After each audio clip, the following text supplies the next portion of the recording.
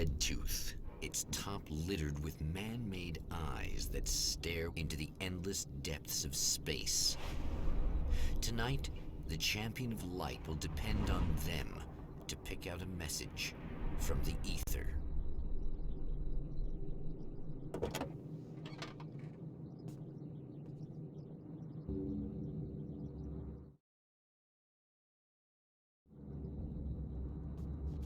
As history repeats itself, the man remembers the patterns.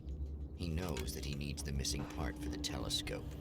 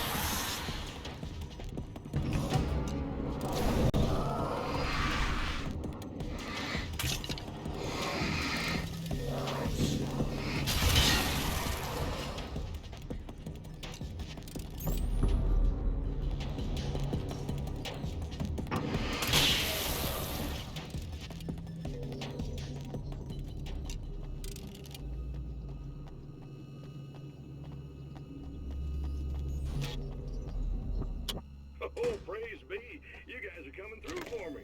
A pretty little light just started blinking on my board here, and that means there's a caller out there. You know, when the hours stretch into eternity like this, well, it feels like I'm stuck in a rut and just reliving the same endless night over and over.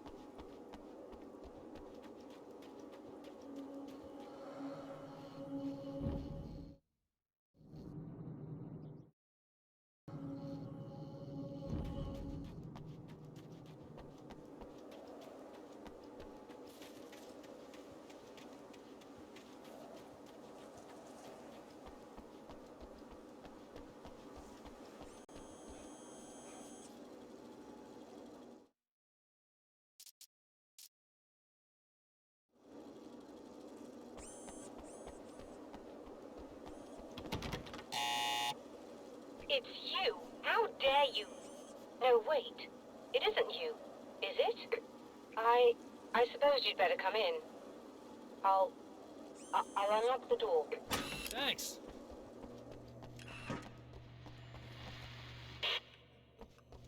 I know what you're thinking.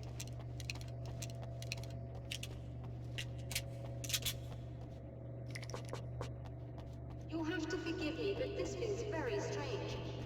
It seems like this has all happened before. I have the replacement part for your telescope, Doctor. All right. Let's get it installed.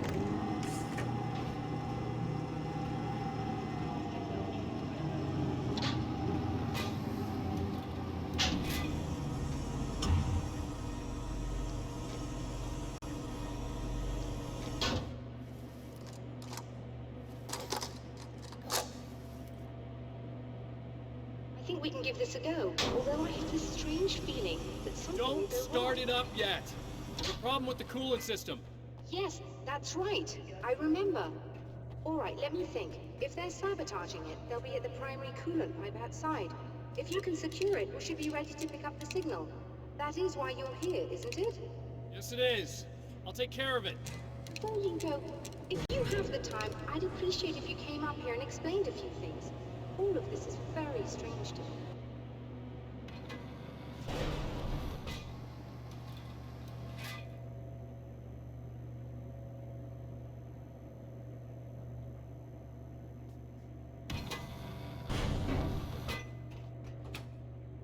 Hello. I don't quite know what's going on, but I seem to remember having had this encounter before. It's not deja vu, Doctor. This has happened before. We're caught in a time loop. That's utterly insane. How could that be? I can't really explain it. I suppose I could call it magic. I don't believe in magic. Neither do I. But I can't argue with what I've experienced. Listen, what matters now is the signal. The last time we only caught a part of it. I need the rest of it. Whether you believe me or not, you want to look into this as much as I do, right? Yes. All right. I realize that you have trouble believing this. That's an understatement. I can't deny that what you say resonates with me on some level I don't pretend to understand. But for all I know, I'm simply delusional. But it's not just you. I've experienced the same thing as you. Doesn't that prove something, at least? Maybe. On the other hand, given your appearance, and the fact that you're trying to convince me that I'm not insane, perhaps you're merely a hallucination that accompanies my delusions. You're not having a psychotic episode, Doctor. For what it's worth, I'm a skeptic by nature. I completely understand your reluctance to believe me. There are people caught so deep in their psychosis that they retroactively manufacture memories and beliefs that conform to the situation at hand. Sure, but you have to stop second-guessing yourself at some point, if you want to get something done.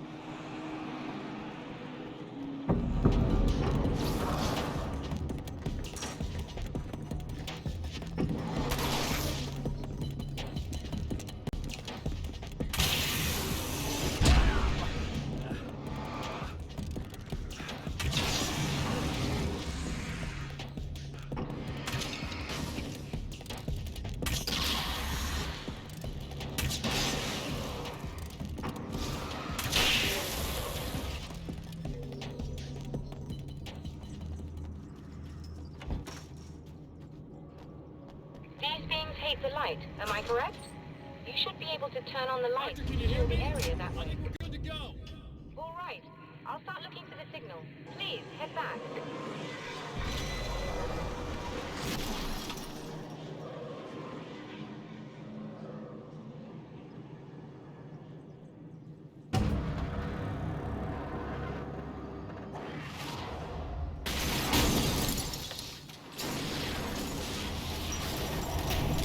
Like that.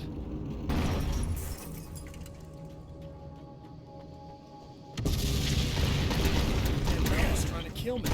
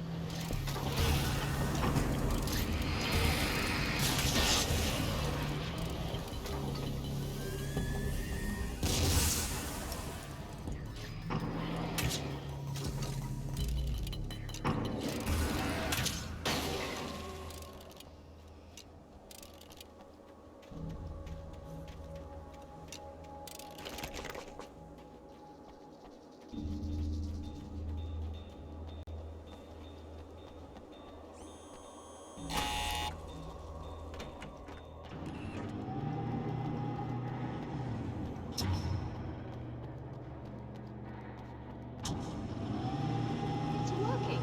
Please, come up here.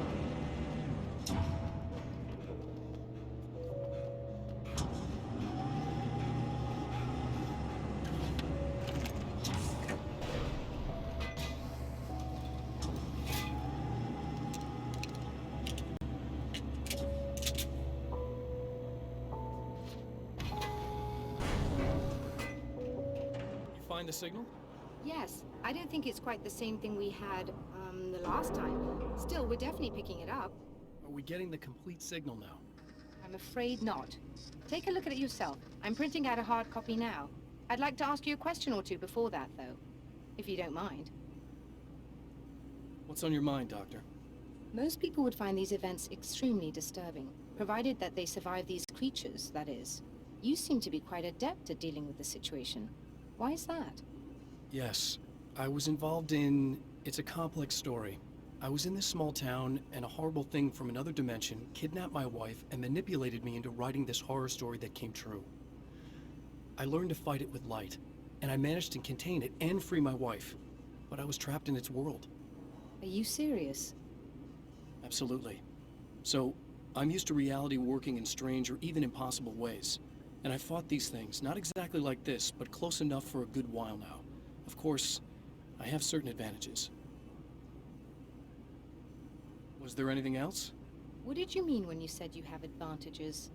At the risk of sounding like a lunatic, reality is much more fluid than people think. It can be influenced. I didn't take you for a mystic. I'm not. I'm a writer.